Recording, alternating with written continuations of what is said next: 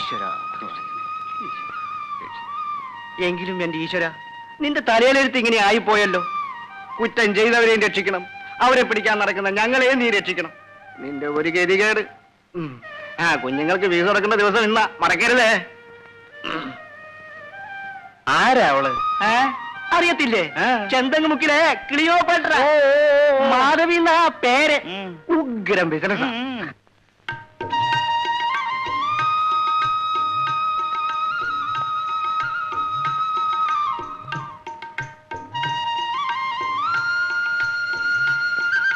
എന്താ കല്യാണി, വിശേഷമൊന്നും പറയാറായില്ലേ? ഇതാ, ഞാൻ കൊച്ചമ്മ വിട്ടു വന്നേക്കാം. നീ ഒന്നും വെക്കാനും വിളമ്പാനും നിൽക്കണ്ട, എല്ലാം ഞാൻ ഒന്ന് ചെയ്തേക്കാം.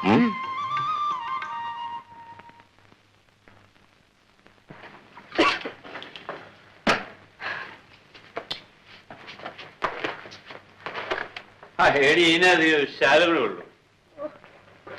എന്താന്ന് വെച്ചാ വാങ്ങിച്ചു കൊടുക്കും. എനിക്കൂടെ 2 രൂപ. പിന്നെ ഇങ്ങനെ കുടിച്ചു കളയാൻ എളുപ്പമാ. ഇത് ഉണ്ടാക്കാൻ ഞാൻ പെടുന്ന പാട് എനിക്ക് മാത്രമേ അറിയുള്ളൂ. ഇത് ബോംബെ കൽക്കട്ട ഒന്നുമല്ല. ചുവന്ന വിളക്കും കത്തിച്ച് ഇങ്ങനെ വാതിൽ തുറന്ന് കാത്തിരിക്കാൻ. ഈ കണക്കിന് പോയാൽ നിങ്ങളുടെ ചേട്ടച്ചാ ചെയ്ത പോലെ ഞാൻ നിങ്ങളെ ഒന്ന് അടിച്ചാക്കും.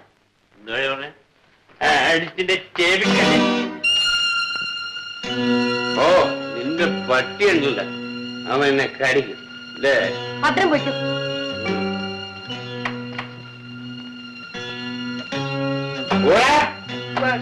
അയ്യോ ഓരമഞ്ഞ്, എന്താ ഇത്? വല്യങ്ങൊന്നിന് സുഖമില്ലാതെ കിടപ്പില്ല. അവിടെ വരെ ഒന്ന് വരണം. ഞാൻ ഡോക്ടറെ. എന്നാലും അങ്ങനെ പറയരുത്, കൂടപ്പറപ്പല്ലേ. നീ പറഞ്ഞാ അതേടാ, നിന്റെ വല്യങ്ങനെ തോന്നിയില്ലല്ലോ.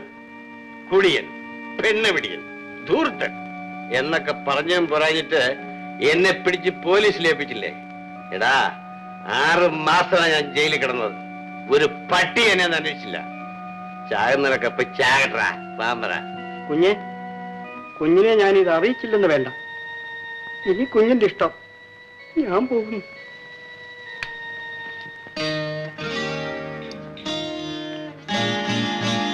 പിന്നെ ഇത് ദേഷ്യം കാണിക്കാനുള്ള സമയമല്ല. ഞാൻ പറയുന്ന ഒന്ന് കേൾക്കും. കണ്ടമാന സ്വത്തും പണമുള്ള നിങ്ങളുടെ ചേട്ടൻ മരണസമയത്ത് കണ്ണീരുമായി നിൽക്കുന്ന നിങ്ങളെ കാണുമ്പോഴെങ്കിലും എന്തെങ്കിലും ചെയ്യാതിരിക്കില്ല. നമ്മുടെ കഷ്ടമൊക്കെ തീരുകയും ചെയ്യും.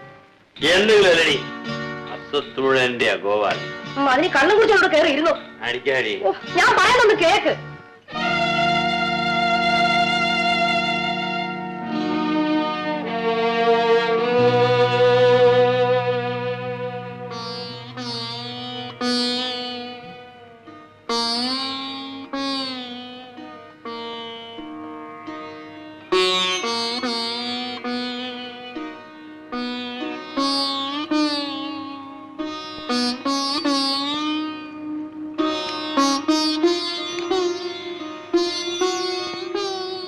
അവസാന നിമിഷം വരെ അദ്ദേഹം അന്വേഷിച്ചത് നിന്നെയായിരുന്നു. അദ്ദേഹത്തിന്റെ മുഖത്ത് നോക്കാനുള്ള ധൈര്യം പോലും എനിക്കില്ലായിരുന്നു. ഇപ്പോഴെങ്കിലും വന്നല്ലോ. ഞാൻ ഇന്നൊരു പുതിയ മനുഷ്യനാണ്. അദ്ദേഹത്തിന്റെ ഓർമ്മകളുമായി മാനം മര്യാദയായി എവിടെയെങ്കിലും ജീവിക്കണമെന്ന് എനിക്ക് ആഗ്രഹമുള്ളൂ. പക്ഷേ ഈ നിലയിൽ ചേട്ടത്തിയമ്മയും ബാബുമോനെ ഉപേക്ഷിച്ചിട്ട് പോയാൽ ചേട്ടന്റെ ആത്മാവിന് നിത്യശാന്തി കിട്ടുമോ ചേച്ചി? ഇട്ടും പൊട്ടും തിരിയാത്തൊരു കുഞ്ഞാണ് ബാബു. അവനെ മാത്രം കാത്തു സൂക്ഷിച്ചാൽ പോരാത്ത അവസ്ഥയിലാണ് ഞാനിപ്പോ. ഈ നിലയിൽ ഞങ്ങളെ അനാഥരാക്കി അദ്ദേഹം പോയി. അനാഥരോ? ഞാൻ ഇങ്ങനെ ഇരിക്കുമ്പോഴോ? എന്റെ ചേട്ടൻ കഷ്ടപ്പെട്ടുണ്ടാക്കിയ ഈ അളവറ്റ സ്വത്തും നിങ്ങളെ സംരക്ഷിക്കാൻ എനിക്ക് സാധിച്ചില്ലെങ്കിൽ ഈശ്വരൻ എനിക്ക് മാപ്പ് തരുമോ ചേട്ടത്തിയമ്മേ? പക്ഷേ ജയിലിൽ നിന്നും രോഗിയായി പുറത്തു വന്ന് എന്നെ ശുശ്രൂഷിക്കുന്നതിനോ ഒരു നേരത്തെ ആഹാരം തരുന്നതിനോ മാധവി മാത്രമേ ഉണ്ടായിരുന്നുള്ളൂ.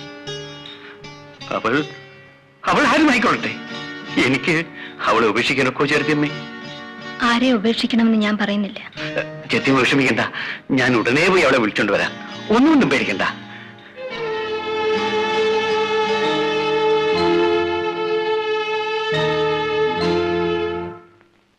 കൊച്ചമ്മേ, ആ ഗോപാലൻ കുഞ്ഞ് വെമ്പറന്നൂരെയും കൊണ്ട് ഇവിടെ വന്ന് താമസിക്കാനാണോ പാവം? എനിക്കൊന്നും അറിയില്ല. അവരാരാണെന്നും അവരുടെ ജീവിത രീതി എന്താണെന്നും കൊച്ചമ്മയ്ക്ക് അറിഞ്ഞുകൂടാ. നമ്മൾ അങ്ങനെ ആരെയും കുറ്റപ്പെടുത്താൻ പാടില്ല. കൊച്ചമ്മയുടെ കൂടെ ഈ വീട്ടിൽ താമസിക്കാനുള്ള യോഗ്യത അവർക്കില്ല കൊച്ചമ്മേ. എന്റെ യോഗ്യതയും പ്രതാപവും എല്ലാം കഴിഞ്ഞില്ലേ ശങ്കരൻ നായരെ?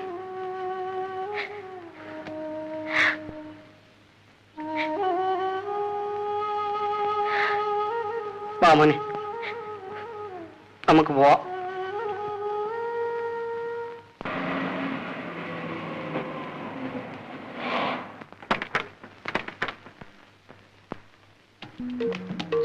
എന്റെ അതേ കൊള്ളട്ടു ഇറങ്ങുവാനും വയ്യ.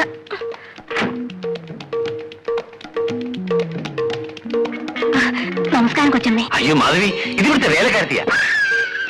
അവിടെ മോണ്ട കണ്ടപ്പോഴേ എനിക്ക് തോന്നി. ഓടി പുറത്ത്. നിങ്ങളല്ലേ പറഞ്ഞത് ചേട്ടത്തിയമ്മ കണ്ട ഉടനെ തൊഴണമെന്ന്? ഇനി എന്നെ കൊണ്ട് വയ്യ, നിങ്ങൾ തൊഴുതു. എടുക്ക.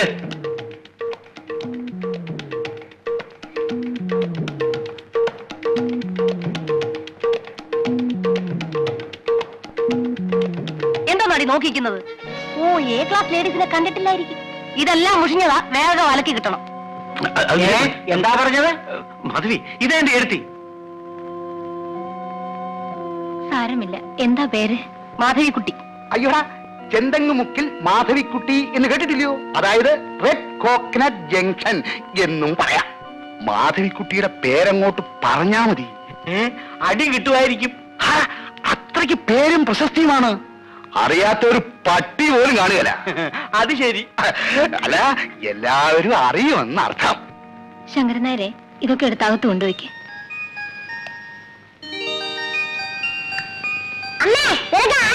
ആ മോന് മനസ്സിലായില്ലേ? ഞാനാണ് മോന്റെ ചിറ്റപ്പൻ.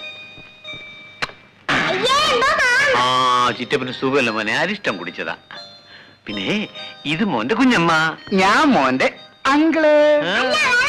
മോർണിംഗ് വാ, മേല് കഴി ആഹാരം കഴിക്കാം. ഗോപാല, മുകളിലത്തെ മുറി ശരിയാക്കിയിട്ടുണ്ട്. ഉവ്വ. കുളിച്ചിട്ട് വരും, ആഹാരം കഴിക്കാം.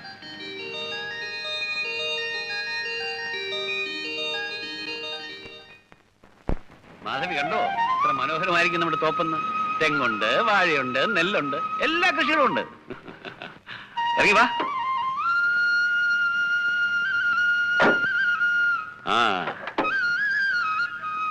ആ പിന്നെ ദേ നോക്കി, ആ തെക്കേ അറ്റത്ത് കാണുന്ന വാഴത്തോപ്പില്ലേ, അവിടെ മുതൽ ഈ വടക്കേ അറ്റത്ത് കാണുന്ന തെങ്ങുംതോപ്പുണ്ടല്ലോ, അതുവരെ നമ്മുടെ സ്ഥലമാ.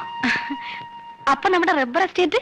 അതിവിടെയല്ല, ഇവിടുന്ന് 10 മിനിറ്റ് മേലെ അകലെയാ. പന്നിപ്പാറ എന്ന് പറയും. 115 ഏക്കറാ. വാ, അങ്ങോട്ട് വാ. എടോ, ഒരു 4 കരിക്കൂടെ കൊച്ചമ്മയ്ക്ക വേഗം വേണം. കൊച്ചമ്മയ്ക്കോ? ഏത് കൊച്ചമ്മ? ഏത് കൊച്ചമ്മന്നോ? മാധവി കൊച്ചമ്മ. അല്ല, നമ്മുടെ ചെന്തങ്ങമുക്കിലെ ചരക്കല്ലേ അത്? മാധവിക്കുട്ടി കരിക്ക് കുടിക്കാൻ പകലേങ്ങി ഇറങ്ങിയിരിക്കാൻ തോന്നുന്നു. ചെന്തങ്ങോ? അതെ സാറേ, ചെന്തങ്ങമുക്കിലെ മാധവിക്കുട്ടി അത്. അനാവശ്യം പറഞ്ഞാലേ അടിച്ചിന്റെ പല്ലിയാന്തായിട്ടേ. എന്ത് പറയാടാ നീ?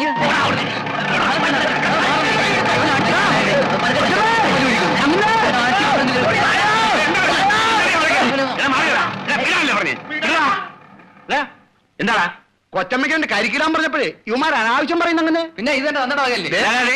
മര്യാദയ്ക്ക് സംസാരിക്കണം. ഈ പറമ്പ് ഞങ്ങളെ വകയാ. അപ്പോഴേ നിങ്ങൾക്ക് തെറ്റ് പറ്റിയതാ. ഇത് മണിമംഗലത്ത് ഭവാനി അമ്മയുടെ വകയാണ്. അവർ എനിക്ക് പാട്ടത്തിന് തന്നിരിക്കുക, മനസ്സിലായോ?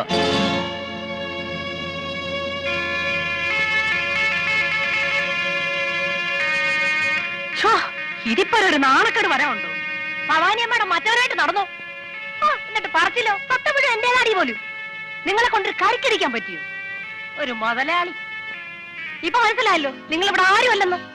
അയ്യോ കൊച്ചമ്മ കൊച്ചമ്മ എന്നോട് കൊണ്ടു. അപ്പൊ ഒന്ന് നിന്നങ്ങനെ എടാ, പിന്നെ അങ്ങ് തൊടുപുഴ കണ്ടോളാടാ.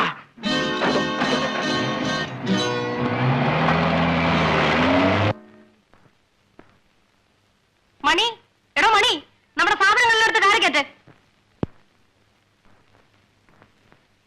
പണ്ടാരും ഒടുങ്ങി. ഏതായാലും നമ്മുടെ കൊച്ചമ്മ രക്ഷപ്പെട്ടു. എല്ലാവരും കുറെ കൂടി പോകുന്നുണ്ട്. ജാനകി, ഇവിടെ നേരെ ഞങ്ങളുടെ സാധനങ്ങൾ എല്ലായിടത്തും വണ്ടിയിൽ കയറ്റ്. ഇനി ഒരു നിമിഷം ഞങ്ങൾ ഇവിടെ നിൽക്കില്ല.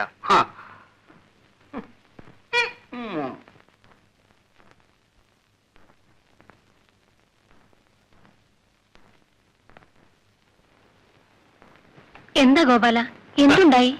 എന്തുണ്ടായെന്നോ?